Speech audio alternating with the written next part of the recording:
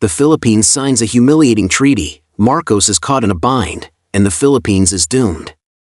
Philippine President Marcos personally went to the United States to plead, even at the cost of taking a hardline stance against China as a bargaining chip. However, he was ultimately forced to sign a humiliating agreement with the United States. Under the agreement, the United States imposes a 19% tariff on Philippine goods, while the Philippines implements zero tariffs on U.S. goods. Multiple industries in the Philippines will be severely affected, especially core industries.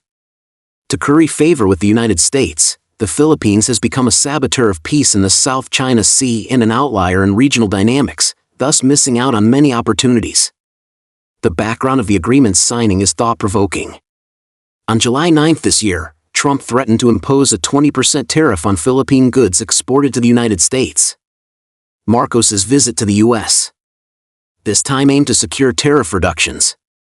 Yet the final agreement only lowered the tariff rate by 1 percentage point, and the Philippines was required to fully open its market. Such one-sided terms immediately triggered a backlash in domestic public opinion. Comments in the Philippines pointed out that instead of spending resources on purchasing U.S. weapons, it would be better to invest in infrastructure to improve people's livelihoods. For example, by introducing China's high-speed rail technology to improve the efficiency of agricultural product transportation.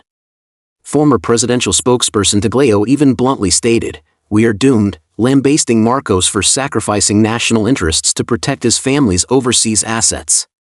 The impact of the agreement on the Philippine economy has already begun to show. In 2024, the U.S. Philippines trade deficit reached $4.9 billion, surging 21.8% year-on-year. The tariff policy will further widen this gap, dealing a fatal blow especially to coconut farmers. As the main coconut-producing region in the Philippines, Mindanao's products already face fierce competition from Indonesia, Vietnam, and other countries in the U.S. market. The 19% tariff barrier will strip Philippine coconut products of their price advantage entirely. It is expected that the income of local coconut farmers will shrink significantly.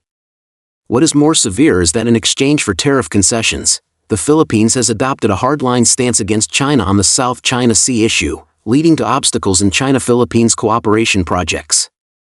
For example, the construction of the Mindanao Railway has stalled because China's loan was rejected. The overseas interest layout of the Marcos family is believed to be a key factor promoting the signing of the agreement. According to public information, the Marcos family holds real estate worth tens of millions of dollars in many places in the United States through shell companies, including commercial buildings in New York and private manors in New Jersey. This kind of economic bundling makes Marcos unable to adhere to the national stance during negotiations. It is worth noting that former Philippine President Duterte was recently detained due to an arrest warrant issued by the International Criminal Court, and the Marcos government chose to cooperate in its execution, highlighting its deep binding with the United States.